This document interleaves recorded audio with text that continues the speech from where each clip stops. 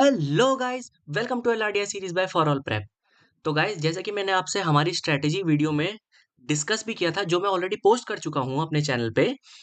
उसमें मैंने डिस्कस भी किया था कि मैं 4 सीरीज चलाऊंगा, जिसमें मेरी सबसे पहली सीरीज होगी स्टार्टर सीरीज, फिर आएगी एपेटाइजर सीरीज, फिर आएगी मेन कोर्स सीरीज और फिर आएगी dessert series. Right, starter series तो ऑलरेडी चल ही रही है ना, जिसमें आप अपने फाउंडेशनल कॉन्सेप्ट्स पे काम कर रहे हो, आपकी थिंकिंग एबिलिटी को बढ़ाया जा रहा है, साथ में आपको फॉरवर्ड सोचना सिखाया जा रहा है। राइट, तो अब ये ना सही टाइम है कि मैं एपेटाइजर सीरीज को स्टार्ट करूं आप लोगों के साथ। राइट, क्योंकि आप अपनी थिंकिंग एबिलिटी को तो डेवलप कर ही रहे हो स्टार्टर सीरीज के क्वेश्चंस प्रैक्टिस कर करके।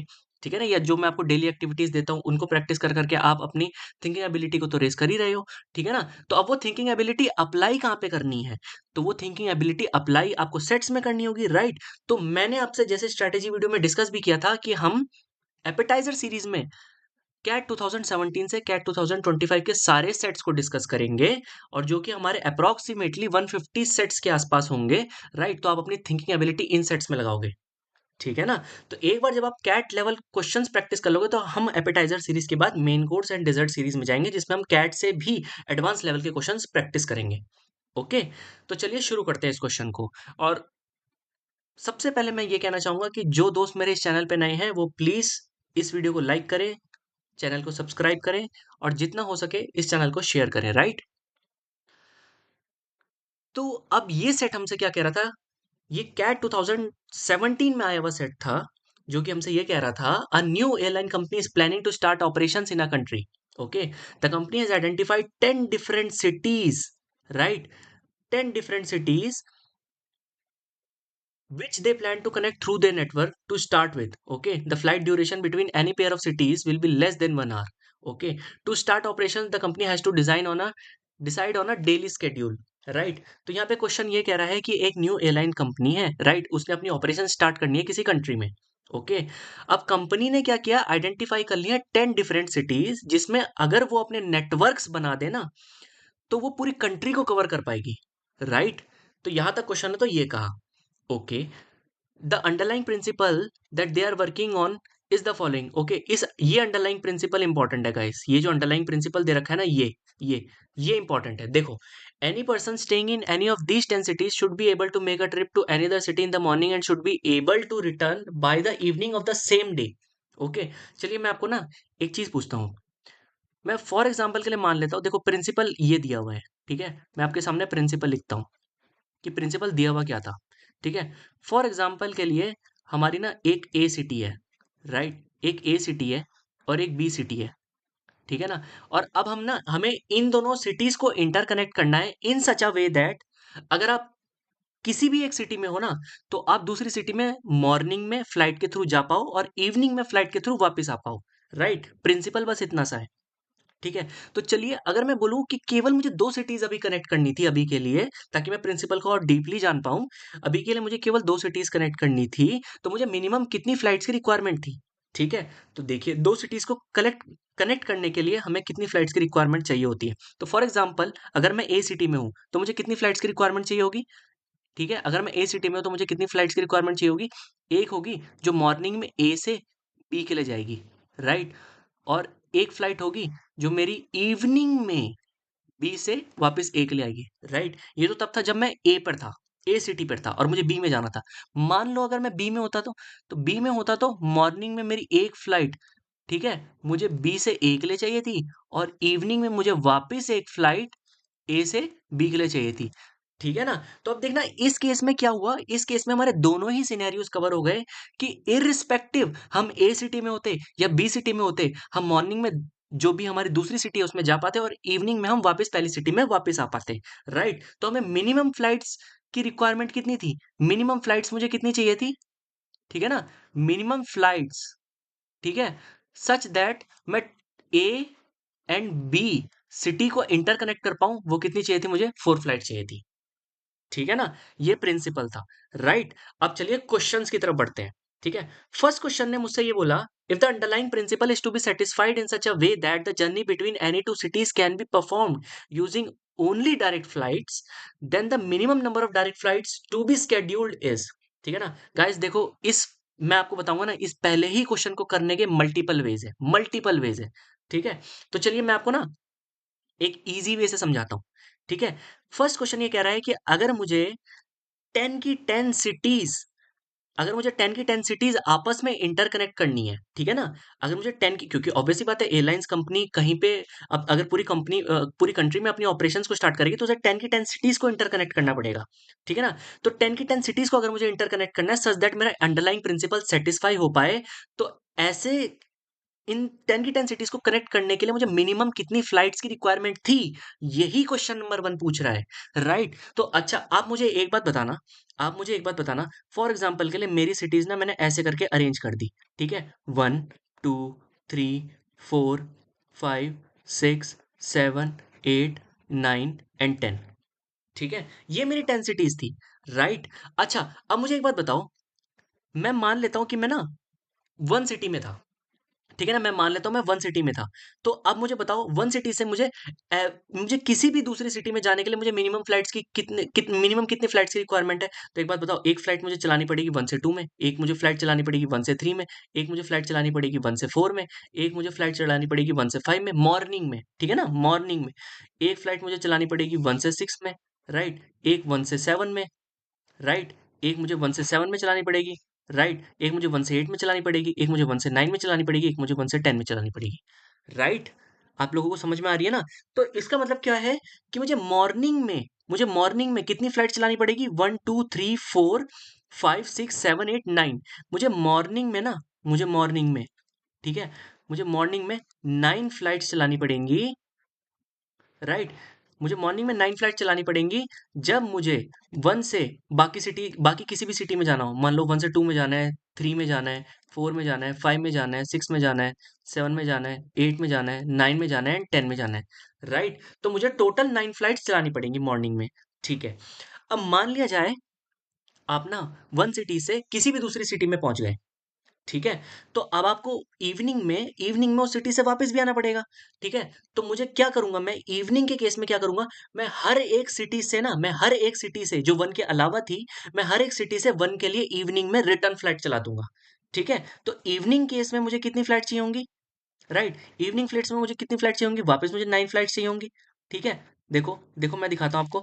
इवनिंग में मैं बोलूँगा मेरी एक 2 से 1 चलेगी, राइट? 3 से 1 चलेगी, राइट? 4 से 1 चलेगी, राइट? 5 से 1 चलेगी, 6 से 1 चलेगी, 7 से 1 चलेगी, राइट? 8 से 1 चलेगी, राइट? 9 से 1 चलेगी, राइट? और 10 से 1 चलेगी, राइट? मैं इतनी फ्लाइट्स क्यों चला रहा हूँ? क्योंकि मुझे पता नहीं है कि मैं कौन-सी सिटी में गया हूँ, ठीक है ना? मुझे तो सारी सिटीज़ को इंटरकनेक्ट करना है ना।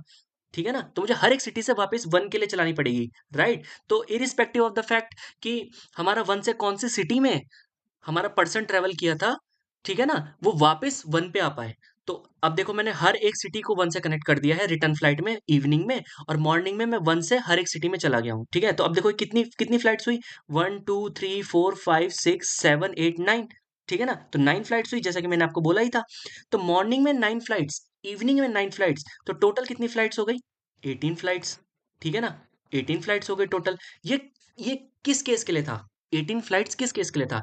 जब मैं 1 पे था, ठीक है ना? जब मैं 1 पे था, 1 सिटी पे था, सिटी नंबर 1 पे था और मुझे बाकी 9 किसी भी सिटी में मैं जा सकता था और बाकी किसी भी सिटीज़ से मैं मुझे 1 पे आना था, राइट? तो देखो मैंने 1 से सारी सिटीज़ को कनेक्ट कर दिया कि अगर मुझे 1 से किसी और सिटी में जाना है और उन सिटीज़ से वापस आना है, तो मिनिमम कितनी फ्लाइट चाहिए थी? मिनिमम फ्लाइट चाहिए थी 18।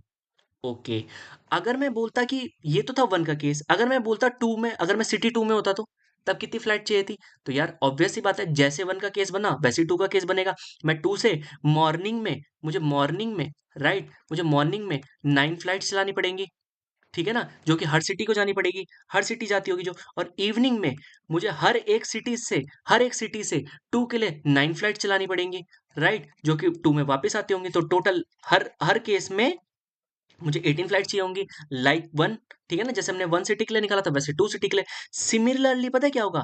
3 के लिए भी मुझे 18 फ्लाइट चाहिए होंगी। 4 सिटी में भी अगर मैं होऊँगा मुझे 18 फ्लाइट चाहिए होंगी। 5 में भी होऊँगा मैं 18 फ्लाइट चाहिए होंगी।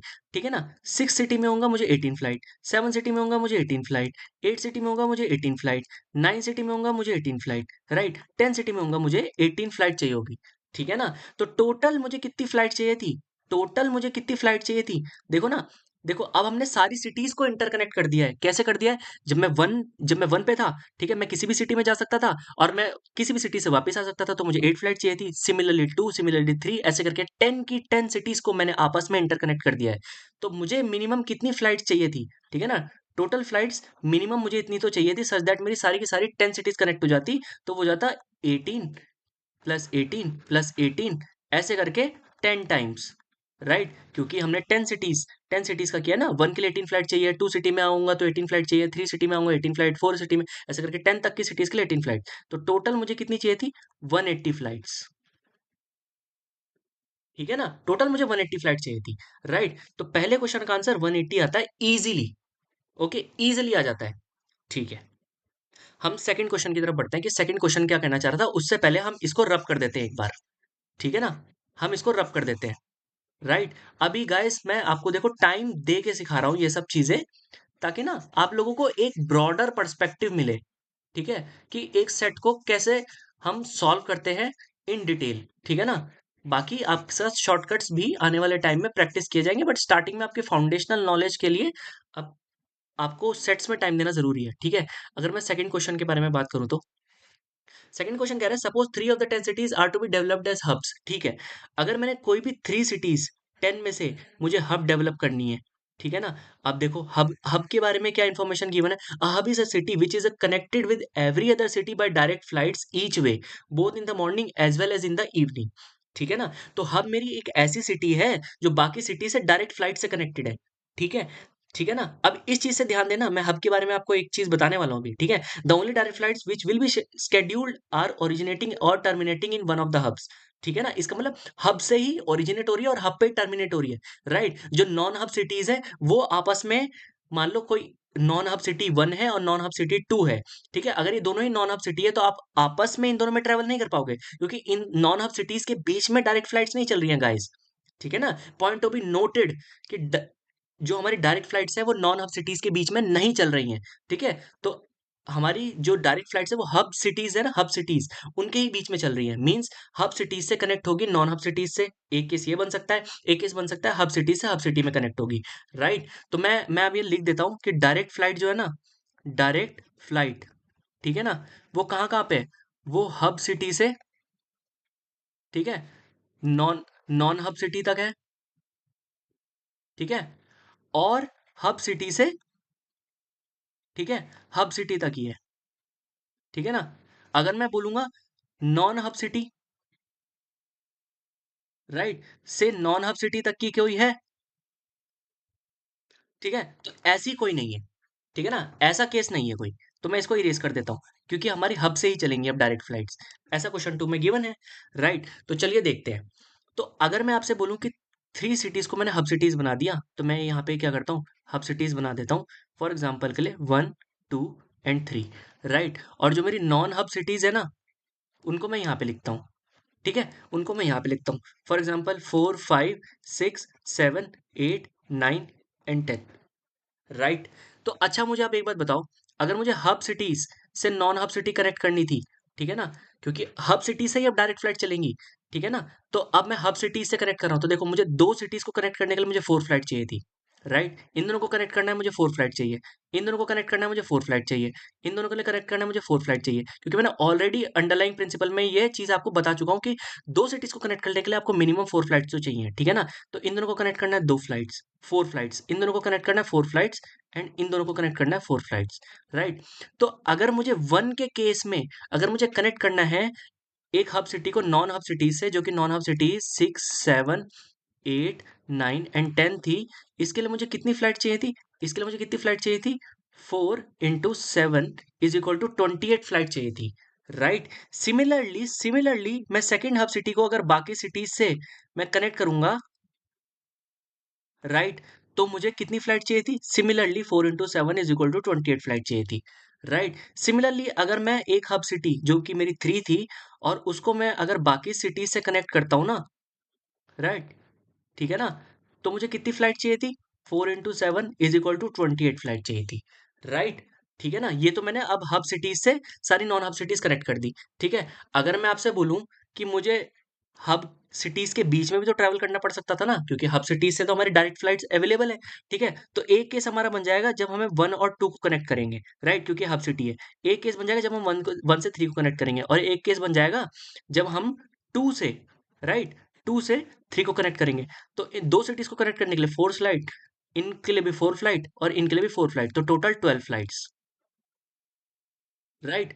तो अगर मैं बोलूं कि टोटल फ्लाइट्स, ठीक है ना, टोटल फ्लाइट्स मुझे कितनी टोटल फ्लाइट्स चलानी पड़ेंगी सच दैट ये कंडीशन सेटिस्फाई हो पाए कि हब से हमारी जो डायरेक्ट फ्लाइट चल रही हैं, और वो 3 ही सिटीज हैं जो कि हमारी हब सिटीज में आती है, और उनसे डायरेक्ट फ्लाइट चल रही हैं। तो कितनी पॉसिबल फ्लाइट्स पॉसिबल थी, मिनिमम कितनी फ्लाइट्स पॉसिबल थी, 28 plus 28 plus 28 plus 12 is equal to 96, right. तो इस क्वेश्चन का आंसर 96 आ जाता है। अच्छा, अब आप ना एक चीज सोच रहे होंगे कि एक बात बताओ, फर्स्ट क्वेश्चन में हमारा 180 फ्लाइट्स था, ठीक है, फर्स्ट क्वेश्चन में हमारा 180 फ्लाइट्स था, सेकंड क्वेश्चन में हमारा 96 फ्लाइट्स हो गया, तो ये रिडक्शन कहाँ पे हो गया फ्लाइट्स का, राइट। आपको आपको ये चीज सोचनी आनी चाहिए, ठीक है ना, कि ये फ्लाइट्स का रिडक्शन कहाँ पे हो रहा है।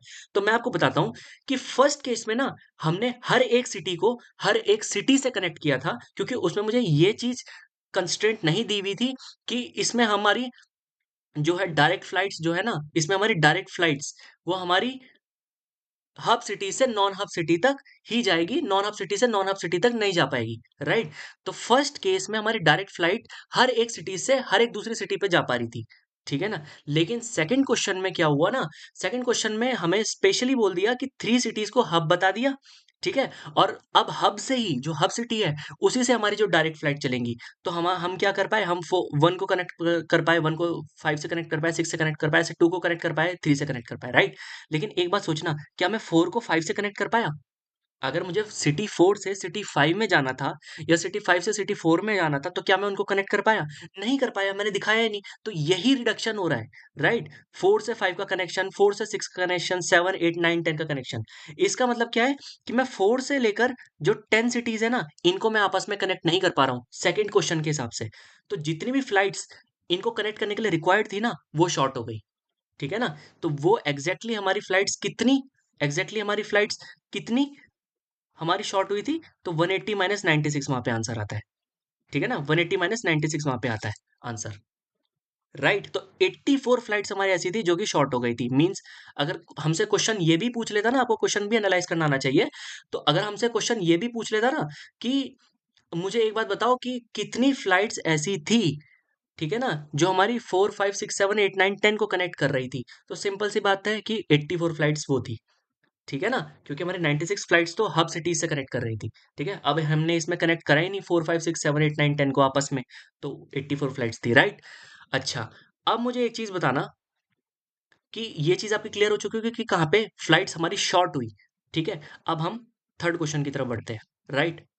थर्ड क्वेश्चन में क्या गिवन था, देखो, थर्ड क्वेश्चन में ये गिवन था, suppose the 10 cities are divided into 4 distinct groups G1, G2, G3 and G4 having 3322 cities respectively, and G1 consists of cities named A, B, C, right. Further, suppose that the direct flights are allowed only between two cities satisfying one of the following. Okay, तो हमें कुछ conditions दे रखी थी, like both cities are in G1, between A and any city in G2, बिटवीन B and any city in G3, and between C and any city in G4, right. Then the minimum number of direct flights that satisfy the underlying principle of the airline is. मैं आपको समझाता हूँ कि ना, इस इस third question में दिया हुआ क्या था, हमारी जो 10 सिटीज थी ना, उसको हमने 10 सिटीज थी ना, उसको हमने 4 ग्रुप्स में डिवाइड कर दिया, G1, G2, G3 and G4, right. तो हमने G1 में दी 3 सिटी, G2 में दी 3 सिटी, G3 में दी 2 सिटीज एंड G4 में दी 2 सिटीज, राइट। तो हम एक काम करते हैं, इनको डिवाइड कर देते हैं, ठीक है, G1, G2, G3 and G4, right. तो हमने G1 में तो हमने सिटीज के नाम रख दिए ABC, लाइक, ओके। G2 में मैं नाम रख देता हूँ DEF, राइट, ठीक है। यहाँ पे 2 सिटीज थी तो HI, और यहाँ पे लिख देता हूँ JK, राइट, ओके। अब मुझे एक बात बताना कि इसमें कंडीशन वन में मिनिमम फ्लाइट्स कितनी चाहिए थी मुझे, जब मुझे बोला कंडीशन वन में both cities are in G1, तो अगर दोनों सिटीज मेरी G1 में थी, तो अगर मुझे गाइस मुझे G1 को आपस में कनेक्ट करना है, क्योंकि दोनों सिटीज जो मुझे कनेक्ट करनी थी वो G1 में थी, तो पॉसिबल क्या था कि मैंने ए को बी से कनेक्ट कर दिया, मैंने ए को सी से कनेक्ट कर दिया, एंड मैंने बी को सी से कनेक्ट कर दिया, राइट। तो इसके लिए मैंने आपको बताया था दो सिटी कनेक्ट करने के लिए मुझे कितनी फ्लाइट्स की रिक्वायरमेंट होती है, 4। इसके लिए 4, इसके लिए 4, तो टोटल 12 फ्लाइट्स मुझे चाहिए थी, राइट। तो इसमें मैं लिख देता हूँ कि अगर मेरी दोनों सिटीज जीवन में ही है, राइट, तो इसका मतलब मुझे 3 सिटीज को आपस में इंटरकनेक्ट करना था, क्योंकि हमारे जीवन में 3 ही सिटीज है, राइट। तो इन 3 सिटीज को इंटरकनेक्ट करने के लिए मुझे 12 फ्लाइट्स की रिक्वायरमेंट है, ठीक है, जो कि मैंने आप लिख भी दिया, ठीक है। अब हम नेक्स्ट कंडीशन की तरफ बढ़ते हैं, राइट। तो नेक्स्ट कंडीशन में गिवन था between A and any city in G2, ठीक है। तो अगर मुझे ए को कनेक्ट करना था एनी सिटी इन G2 से, तो G2 में हमारी कौन सी सिटी थी, एक तो डी थी, राइट, एक ई थी, और एक एफ थी, राइट। तो मुझे ए को डी से कनेक्ट करना था, ए को ई से कनेक्ट करना था, ए को एफ से कनेक्ट करना था। तो ए को डी से कनेक्ट करने के लिए 4 फ्लाइट्स, ए को ई से कनेक्ट करने के लिए 4 फ्लाइट्स, ए को एफ से कनेक्ट करने के लिए 4 फ्लाइट्स। तो टोटल कितनी फ्लाइट चाहिए थी मुझे, 12 फ्लाइट चाहिए थी, राइट। तो मैं इसमें भी लिख देता हूँ कि मुझे इसमें 12 फ्लाइट्स की रिक्वायरमेंट थी इस कंडीशन को सेटिस्फाई करने के लिए, राइट। अब मुझे बोला है between B and any city in G3, right. तो सेम केस हम इसमें करेंगे। अगर मैं बोलूंगा मुझे बी को कनेक्ट करना है एनी सिटी इन G3 से, तो G3 में दो ही सिटीज है, तो अगर मुझे इन दोनों को कनेक्ट करना है तो 4 फ्लाइट्स की रिक्वायरमेंट है, राइट। और अगर मुझे इन दोनों को कनेक्ट करना है तो 4 फ्लाइट्स की रिक्वायरमेंट है, राइट। तो टोटल मुझे 8 फ्लाइट चाहिए थी, राइट। तो मैं इसमें लिख देता हूँ इस कंडीशन को सेटिस्फाई करने के लिए मुझे मिनिमम 8 फ्लाइट चाहिए थी, ओके। अब मैं फोर्थ कंडीशन की तरफ बढ़ता हूँ कि between C and any city in G4, right. तो अगर मैं वापस इन दोनों को कनेक्ट करता हूँ, ठीक है ना, क्योंकि G4 में भी हमारी दो ही सिटीज है, ओके। तो इसके लिए मुझे मिनिमम 4 फ्लाइट चाहिए थी, राइट, और इसके लिए मुझे मिनिमम 4 फ्लाइट चाहिए थी, राइट। तो टोटल कितनी फ्लाइट्स की रिक्वायरमेंट थी, 8 फ्लाइट्स, राइट। 8 फ्लाइट की रिक्वायरमेंट थी, तो इसमें 8 फ्लाइट्स हो गई। तो अगर मैं बोलूँ कि मुझे टोटल कितनी फ्लाइट्स की रिक्वायरमेंट थी सच दैट ये चारों की चारों कंडीशन सेटिस्फाई हो जाती, तो 12 फ्लाइट्स, 12 फ्लाइट्स, 8 फ्लाइट्स, 8 फ्लाइट, जो कि मैंने चारों कंडीशन में निकाली थी, और उसमें आंसर आता है हमारा 40, ठीक है ना, 40, ओके। अब हम बढ़ते हैं क्वेश्चन नंबर 4 की तरफ। तो क्वेश्चन नंबर 4 कह रहा है suppose the 10 cities are divided into 4 distinct groups, this and this, okay guys, ध्यान से देखना, यहां तक तो क्वेश्चन 3 जैसा ही है, ठीक है ना। अब इसमें एडिशनल क्या दिया हुआ है, however, due to operational difficulties at A, it was later decided that the only flights that would operate at A would be those to and from B. Cities in G2 would have to assign to G3 or to G4. What would be the maximum reduction in the number of direct flights as compared to the situation before operational difficulties arose? देखो हमको पता क्या करना है, हमको पता करना है इसमें मैक्सिमम रिडक्शन, ठीक है ना। तो इसमें ना हमें देखो, इसमें हमें क्या क्या चीजें, इसमें हमें दो चीजें ऑलरेडी गिवन थी, ठीक है ना। तो इसमें हम क्या करते हैं, इसमें हम ना क्वेश्चन 3 का जो हमने डेटा लिखा था उसी को यूज करते हैं, क्योंकि ये यहाँ तक क्वेश्चन 3 जैसा ही है, ठीक है ना। तो इसमें मुझे बोला गया कि सेम केसेस थे कि फिर से 10 सिटीज को हमने 4 ग्रुप्स में डिवाइड कर दिया है, जिसमें 3 3 2 2 सिटीज हमारी डिस्ट्रीब्यूट हो चुकी हैं, राइट। अब इसमें बोला है कि एक केस है कि ऑपरेशनल डिफिकल्टी आने की वजह से जो फ्लाइट जो ए से चल रही थी ना, फ्लाइट जो ए से ऑपरेट हो रही थी, वो केवल बी में जा पाएगी। देखो ए से फ्लाइट कौन सी जा रही थी, पहले आप ये चीज देखो, एक ए से फ्लाइट किस किस में जा रही थी, बी में जा रही थी, सी में जा रही थी, ठीक है। और एक G2 में जा रही थी, देखो सेकंड नंबर कंडीशन में यहाँ पे लिखा हुआ है, ये देखो इस कंडीशन में यहाँ पे लिखा हुआ है between A and any city in G2, right. तो एक यहाँ पे जा रही थी, एक यहाँ पे जा रही थी, एक यहाँ पे जा रही थी, ठीक है, ठीक है ना, आपको बात समझ में आ रही है। तो अब ऑपरेशनल डिफिकल्टी की वजह से इसमें बोला कि केवल बी में ही आ पाएगी, इसका मतलब ये भी नहीं जा पाएगी, यहाँ पे भी नहीं जा पाएगी, यहाँ पे भी नहीं जा पाएगी, यहाँ पे भी नहीं जा पाएगी, केवल बी में आ पाएगी, राइट, ओके। साथ में उसने बोला कि G2 की जो सिटीज थी ना वो G3 G4 में डिस्ट्रीब्यूट हो गई हैं। इसका मतलब ए से मुझे ना, अगर मुझे क्या बोलते हैं, G2 की सिटीज है ना जो कि डी और ई और एफ थी, ठीक है ना, वो हमारी डिस्ट्रीब्यूट होगी G3 G4 में। तो यहाँ पे अब हमारी कोई सिटी नहीं बची है, और हमने डिस्ट्रीब्यूट कर दी है G3 G4 में, मान लो डी, ई एंड एफ इस तरह से डिस्ट्रीब्यूट कर दिया था, राइट। अब हमारी बची ही नहीं है। इसका मतलब क्या है, इसका मतलब क्या है कि एक बात बताओ, हमारा टोटल जो रिजल्ट है ना वो डिफ्लेक्ट हुआ ही नहीं है, एक्सेप्ट एक चीज के, कि ए से में जो सी में फ्लाइट थी ना वो नहीं जाएगी, राइट। तो हमें कितनी फ्लाइट्स जो थी वो ए से सी को कनेक्ट कर रही थी, वो 4 ही फ्लाइट्स थी, जैसे कि मैंने आपको अंडरलाइन प्रिंसिपल में बताया। तो आंसर इसका 4 था, आंसर इसका 4 था, ठीक है ना। अब ये तो मैंने आपको बताया फास्ट तरीका इसका। अब देखो कैलकुलेट कर लेते हैं, इसको कैलकुलेट कर लेते हैं, कैलकुलेशन से भी सही आंसर आएगा। देखो मैं दिखा देता हूँ, ये तो था लॉजिक बेस्ड, जिसको मैं बोलता फॉरवर्ड सोचना, ठीक है।